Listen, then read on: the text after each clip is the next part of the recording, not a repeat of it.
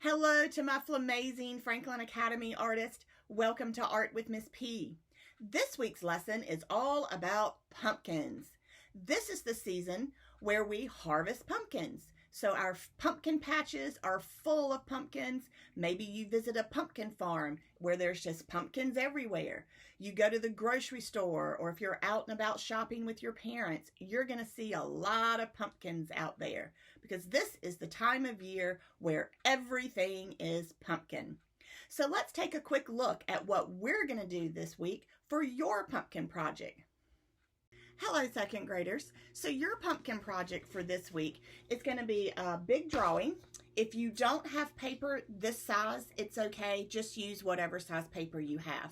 But I'm going to teach you how to draw a grouping of 3 pumpkins so it looks like they're overlapping so we can create the illusion of depth. Depth is creating space in our artwork.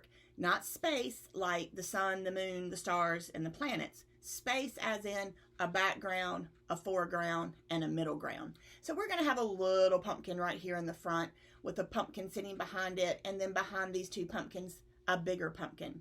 So we're going to draw this in pencil, outline in Sharpie. Then I'm going to teach you how to create a watercolor painting using markers. Now, I've done this in some videos before, so you may already be familiar with that technique. But if not, you take markers and you color part of your pumpkin, not the whole pumpkin, and then using a paintbrush dipped in water, you paint over your marker, and it creates the illusion of a watercolor painting. So you're going to need your white paper, your pencil, your eraser, a Sharpie, and then markers. If you have basic Crayola markers, they work great. If by some chance you have washable markers, and you'll know it because they say washable on the marker, it might not work as well. We have found that washable markers just aren't as good as the non-washables. So if it doesn't work for you, it's okay. Just color your pumpkins or maybe use crayons or something like that to mix with. But for the lesson, I am going to show you how to make it look like a watercolor painting. So grab those materials, friends, meet me over in my studio, and let's get started on your pumpkin project. Hello, friends, and welcome to Art with Miss P. Okay, you should have your paper. If you have paper this size, that's great. This is what we're using in the classroom on campus. But if you have a smaller size paper, this big, that works too. So you should have your white paper, your pencil, your eraser, and your Sharpie. So we're going to draw a grouping of pumpkins like this right here. We want to create the illusion of depth, making things look like they go back into the background and have a foreground. So we're going to overlap these 3 pumpkins, and we're going to create a little bit of shading with our faux watercolor painting today. Faux means fake. That's French for fake. So we're going to use markers to create that watercolor painting. Now, if you have watercolors at home, you are more than welcome to use watercolors. We just can't do painting in class on campus, so I thought it would be fun to do a little bit of faux painting with markers. All right, so make sure your paper is turned horizontal. The first thing you're going to draw is a circle right here in the middle, kind of a medium-sized circle. Now, pumpkins are not perfectly round, so you don't have to stress over having a perfect circle. So just have a rounded shape. All right, now we're going to draw our second pumpkin that's going to sit behind this pumpkin, and it's going to be a little bit bigger. So we're going to start right here, and I'm going to draw a rounded shape all the way around to right here. Now, this is very important. The bottom of this pumpkin cannot sit any further than this pumpkin. So the bottom of this pumpkin has to be behind this, meaning it cannot come below this line right here. If I were to lay my pencil right here at the bottom of this pumpkin, the bottom of this pumpkin cannot come any further than my pencil. Otherwise, it doesn't look right. Here's a mistake I see a lot of my students make a lot. And then they'll draw a pumpkin back here, and they'll do this right here.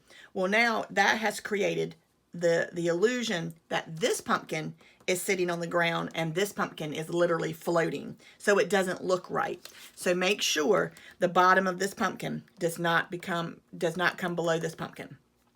Same thing with the pumpkin we're going to draw back here. We're going to draw a bigger pumpkin, so we're going to start right here and draw a bigger circle. But we want to make sure that the bottom of this pumpkin does not come below this. So again, if I were to lay my pencil right here, I want to make sure that this pumpkin, the bottom, does not come below my pencil. And it does not, so we are good. So we have our 3 pumpkin shapes. I'm going to fix this right here a little bit more so it's a little bit more rounded. There we go. All right, now let's get our pumpkin stems on. So here's the top of this pumpkin. I'm going to put a little mark right here where the stem meets the pumpkin. I'm going to have this pumpkin stem going this direction, and I think I'll have this pumpkin facing this direction. Now you have to erase where your stems overlap your pumpkin because you do not see the outer edge of your pumpkin through the stem.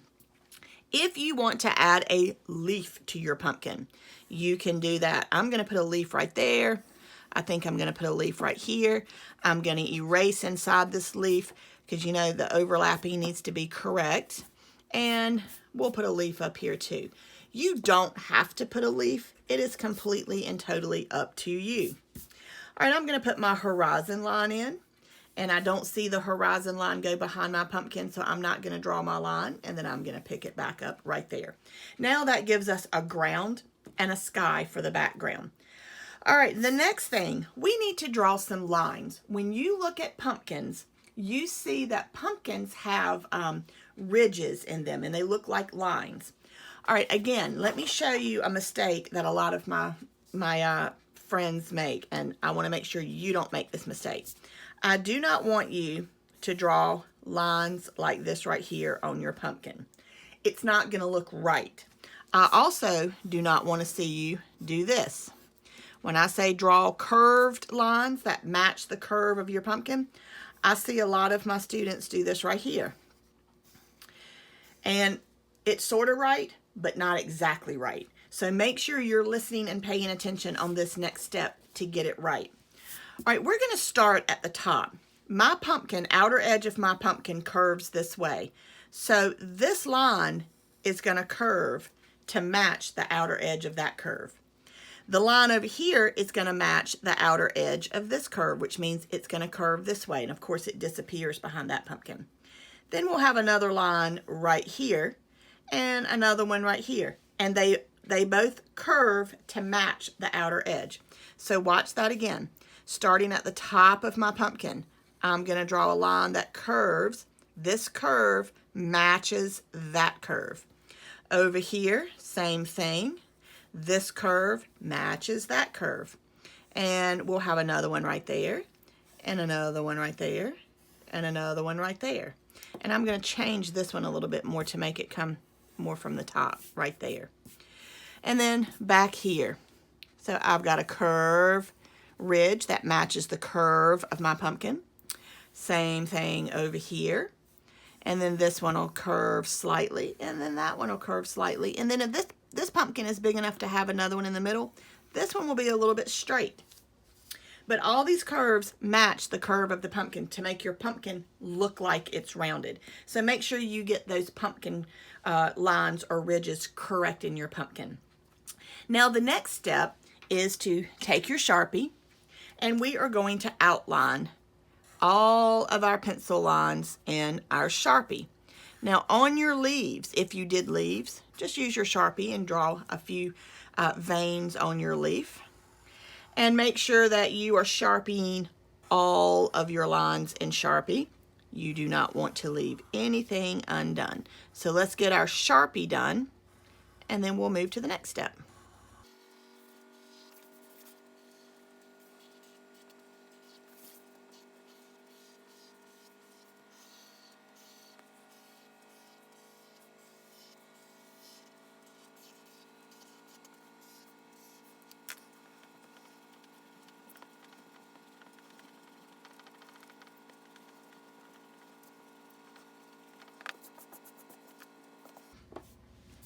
Okay, now you should have your Sharpie done, and remember, erase your pencil lines after you finish your Sharpie because you will have a few pencil lines that your Sharpie did not cover.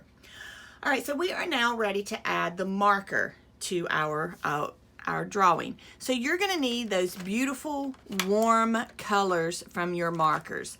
These colors right here, your red, your yellow, and there's 2 oranges in the marker set that we use in the classroom, orange and then tiger orange. So take whatever markers you have in your marker set and choose just the warm colors, those yellows, oranges, and reds. All right, so we are going to do this first pumpkin right here first. I am going to do this pumpkin in yellow and orange. So I am going to outline my pumpkin in orange. Now look how thick my line is. Don't do a little skinny line like that right there. You need to have a nice thick line. Otherwise, there won't be enough marker down on the paper to turn it into watercolor. And then I'm going to outline my pumpkin ridges right here in orange. And then I'm going to take my yellow and I'm going to put some yellow right here for a highlight. So this is where we will have a lighter orange kind of in the front. Now in the back, we're going to have a shadow back here. So I'm going to take some red and I'm going to put it back here for the shadow. And I think I'll put some red down here just to create that illusion of a shadow. Then I've got my paintbrush and I've got my water up here. I also have a napkin. You might need a napkin with you or a paper towel. So I'm dipping my paintbrush in the water. So I have a wet paintbrush and I am going to run my wet paintbrush over my marker. And my marker is going to turn into watercolor paint. And I can now move it around on my pumpkin, and everywhere where it's white, I will paint. And the 2 colors, my yellow and my orange, will mix to kind of make a yellow orange. And that's fine because you want your colors to mix. This isn't going to be as great as watercolors, but it'll suffice when you don't have paint available like we do in the classroom on campus right now, because I have to push in to everybody's reading classes. We're not in the art room, so I can't pull the paints out and take them with me on the go. So this is a nice little fun way of being able to do some painting without actually having paint. Okay, so that is my first pumpkin. I'm going to leave the stem and the leaf blank for right now. I don't want to add my green or my brown on my stem or my leaf because it'll blend in, or bleed in as we call it in art. It will bleed in to my my orange pumpkin, and I don't want to do that. So you're going to do that for each of your pumpkins. Back here, I would use maybe red and orange to make this pumpkin a little bit darker, and maybe have this pumpkin using all 4 colors and blend and have a different shade of pumpkin back here. When you finish with your pumpkins, you can either use crayons to do a blue sky and green for your grass, or if you want to continue with your markers and color in blue or even purple. Purple mixed with blue makes a beautiful sky. You can. Your choice. You can either paint the background with markers or you can color them. The choice is yours. So that, my friends, is how we draw a grouping of pumpkins and how we use markers to create the illusion of a watercolor painting. So have fun with this project, and I look forward to seeing your creations. Until next time, peace, love, and sparkles from Miss P.